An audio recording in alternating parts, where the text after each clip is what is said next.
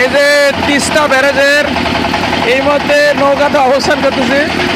অনেক সুন্দর পানির স্রোত দেখেন, প্রত্যেকটা মানে দরজা দিয়ে পানি কিন্তু ব্যাপকভাবে পানির স্রোত দেখেন কিভাবে ঢুকতেছে পানি দেখেন। পানি হুমড়ি খায় পড়তেছে।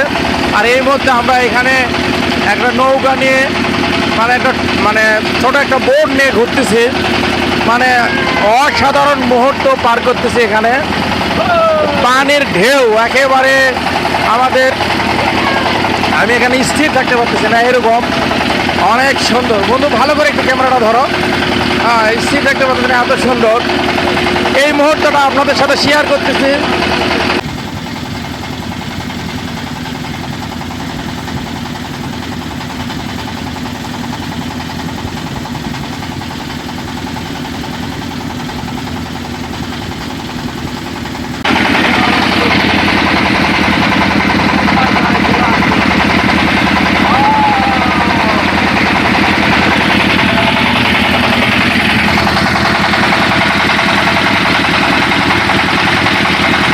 দর্শকবৃন্দ, এই যে তিস্তা ব্যারেজের উপরে অবস্থান করতেছি।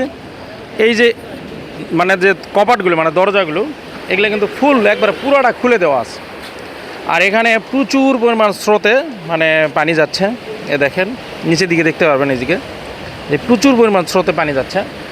আর এই পাশটাতে যদি এই পাশটাতে দেখায়, এই দরজাগুলো কিন্তু সবই অর্ধেক করে খুলে দেওয়া আছে। আর এগুলি কিন্তু একটা সময় দেখবেন যে এই দরজাগুলো মানে আরও পানির যদি বেগ হয়, মানে আরও মানে ইন্ডিয়া থেকে যদি পানি আরও ছেড়ে দেয়, সেক্ষেত্রে এই দরজাগুলো পুরা খুলে দেওয়া হবে। তা আনোয়ার, এই তিস্তা ব্যারেজে এসে তোমার কেমন লাগতেছে বন্ধু? সালামু আলাইকুম। আমি আসলে অনেক দিন ধরে আমার একটা ইচ্ছা ছিল যে লালমনিরহাট বা উত্তরবঙ্গে একটু ঘুরবো, সঙ্গে কিছু দর্শনীয় স্থান আছে এগুলো দেখবো।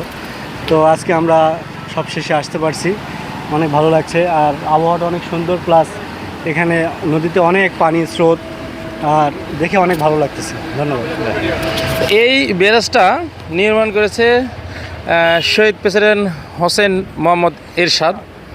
উনি মানে রংপুরবাসীর জন্য অনেক কিছু করে যাওয়ার তার ইচ্ছা ছিল। হয়তো অনেক কিছু কাজ করছে এবং অনেক কিছু কাজ করতে পারেনি।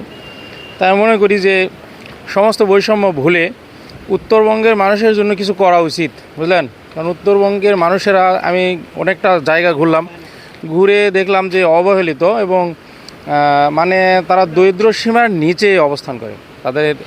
তাদের ম্যাক্সিমাম মানুষ আমি গরিব মানুষ মনে হলো এরকম। মানে এইদিকে উন্নয়নের ছোঁয়াটাও কম। তো সমস্ত বৈষম্য ভুলে